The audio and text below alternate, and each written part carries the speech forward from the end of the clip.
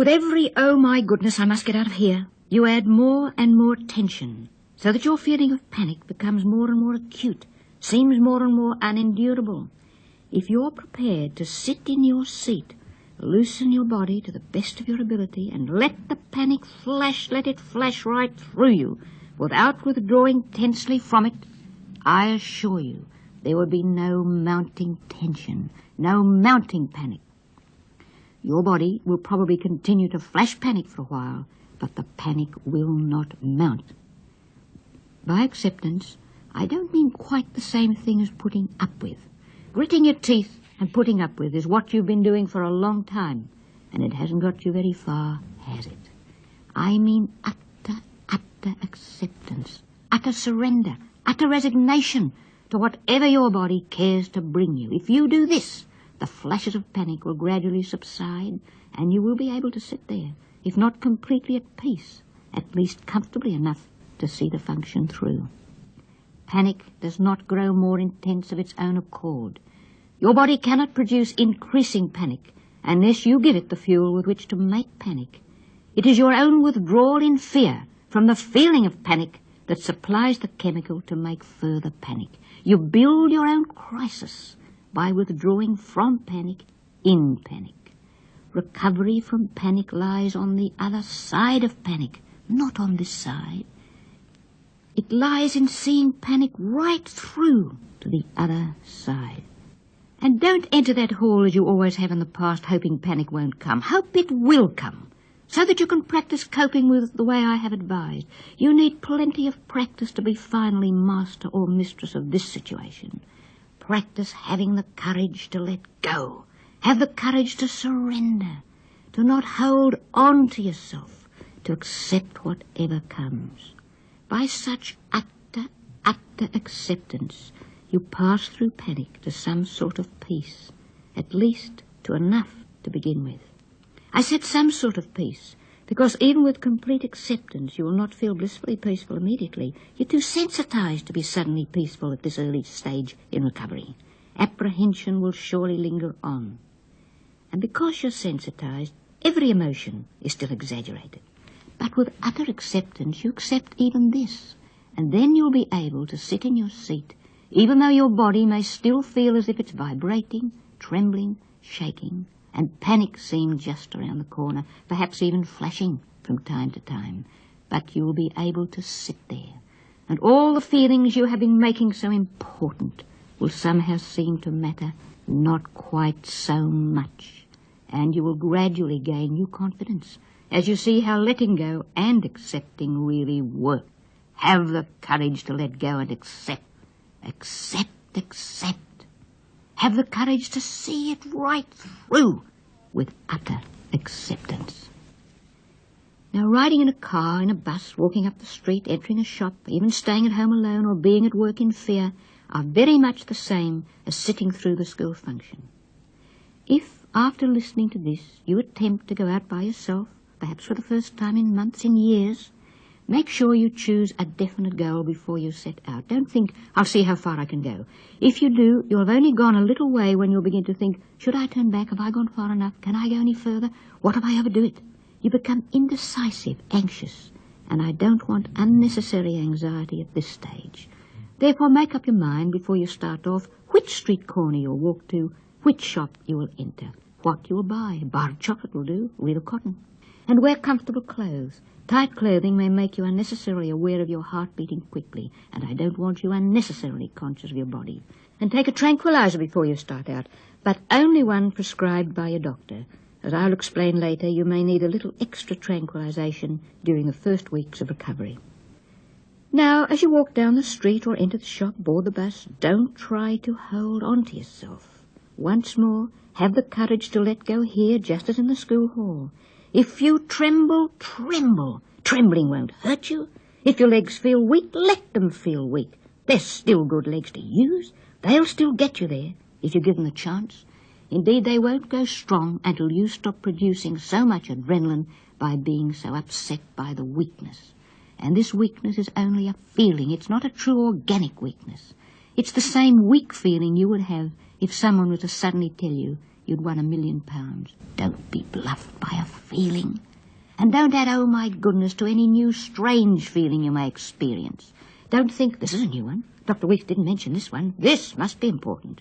It isn't. Accept any new feeling that comes. Accept anything your body does to you while you walk, while you work, while you wait. I'm assuming that you've been examined by your doctor and he's told you that you're suffering from nerves. And understand that you've been frightened for so long that being afraid is your habit, so that during the early stages of recovery you'll probably continue to be frightened. You can't banish fears such as yours overnight. Accept even this. Accept that for some time yet you'll often add second fear, plenty of it. You will add it out of habit. In the beginning you can only practice not adding it. And when you fail, don't despair too much. Despair, oh yes, who wouldn't? But don't utterly despair. Practice accepting even failure and despair. The person who eventually completely recovers is the person who has learned to disregard failure, to disregard despair. And take those first steps slowly. Don't rush. Rushing to get it over and get back home quickly only increases agitation, and agitation prepares the way for panic. So go slowly, gently, and don't start out trying not to notice how you feel. Don't try forcing yourself to think of something different to keep your mind off yourself. You'll lose that battle for sure. How could you not notice how you feel, not think of yourself? You've been doing just that for so long. Of course you'll still do it.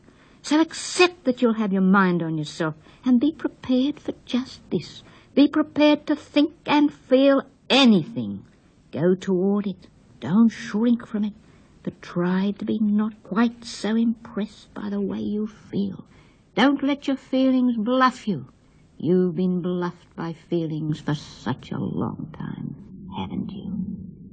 Actually, your sensitized body is functioning normally in the circumstances you are creating for it. In circumstances of bewilderment, fear, and tension, how could your heart not race, your hands not sweat and tremble? How could you not feel strange, weak, unreal? Therefore, be prepared to feel this way in the beginning, and don't expect the feelings to stop coming as soon as you begin to practice acceptance. Don't expect acceptance to work miracles immediately.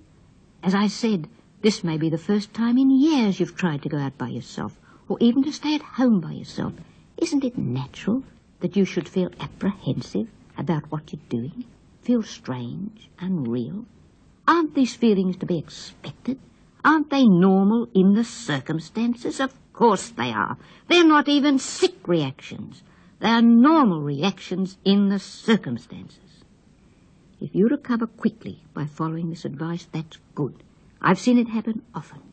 But if your recovery is slow, don't be disappointed. Each person must be prepared to recover at his or her own pace. Slow recovery is often good for you. It gives you a chance to practice the method I've been teaching you again and again until you make it part of yourself. Panic doesn't go suddenly by ceasing to come. This is what you've been hoping for, waiting for. The cure doesn't work like that. Panic goes only when you take the panic out of panic by seeing it right through again and again and again without adding second fear until panic no longer matters. Even months after you're cured, you might still go through returns of panic. Memory is such an old fox. But you cope with these once more by seeing panic through once more and not being bluffed into thinking you've slipped right back, that you're ill again. In fact, it's good to take the old skeleton out of the cupboard from time to time and have a look at him. He frightens us less and less as we get to know him more and more. Don't begrudge setbacks. You recover in setback. And when you go out, have the courage to cut the tie between yourself and home. Release your body by thinking forward. Put your thoughts forward where you're going. If you're in a car, a bus, move forward with it. Don't hold your body back by keeping your thoughts at home. Don't pull against your body. Move forward with it. Float forward. Loosen that tense hold. When you return home after practicing this way, You may feel unusually tired and nervier than ever. This is not difficult to understand. While you avoided situations where you thought you would panic, you could perhaps go weeks without panicking. But when you go out into fear-producing situations, ready to face and accept, you willingly put yourself in the front line of battle, as it were, and for the time being you may feel plenty of panic. This is what we want, isn't it?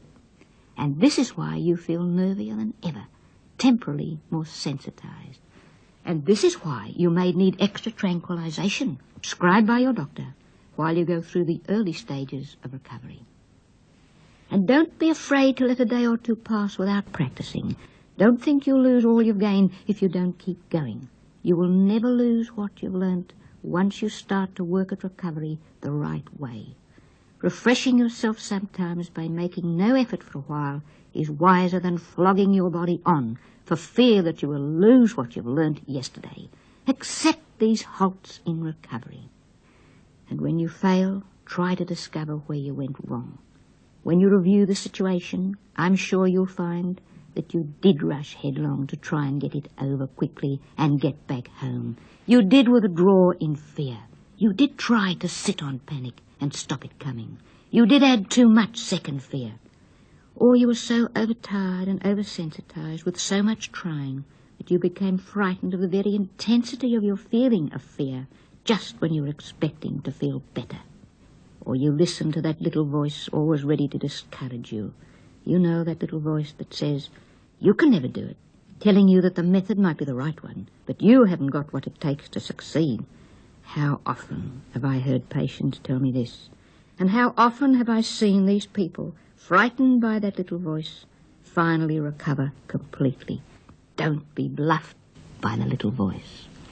So when you fail, go out and practice once more. But this time, practice the right way. And always remember, don't test yourself, just practice.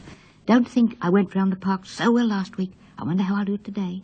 And then be disappointed if you're more afraid today than you were last week.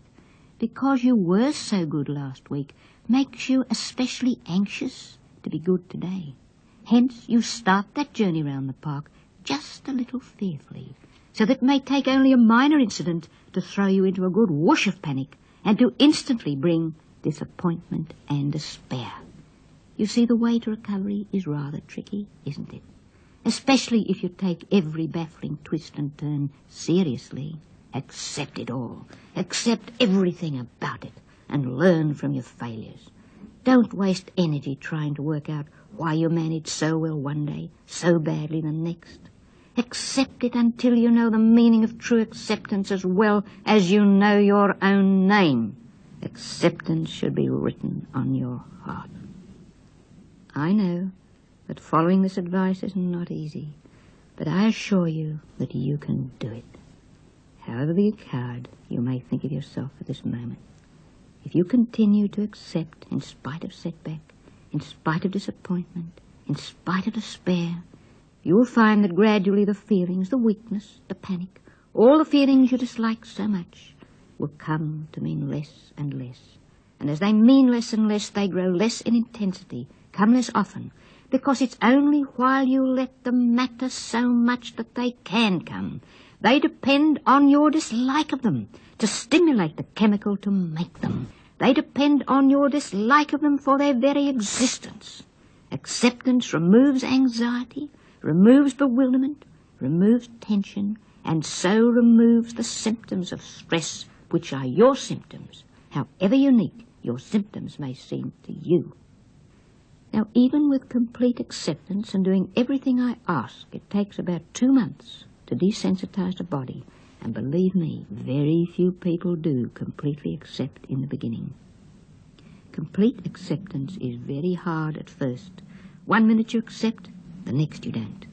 So you must understand that it will take time for desensitization. So be prepared to let as much time pass as is necessary to bring recovery.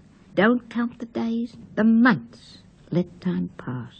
Accept setback after setback. You learn more in setback than you do in the good periods. The good periods bring hope, rest, peace. But But coming through setback brings you knowledge, brings you experience, and you build on your setbacks. Setback is your friend, so don't despair during setback. And now a last word. Doesn't matter how big a coward you may think yourself at this moment, or how long you may have been ill. If you follow the advice I've given, however haltingly to begin with, if you never let yourself completely despair, and are always willing to try once more, to practice once more, you will recover. I assure you of this.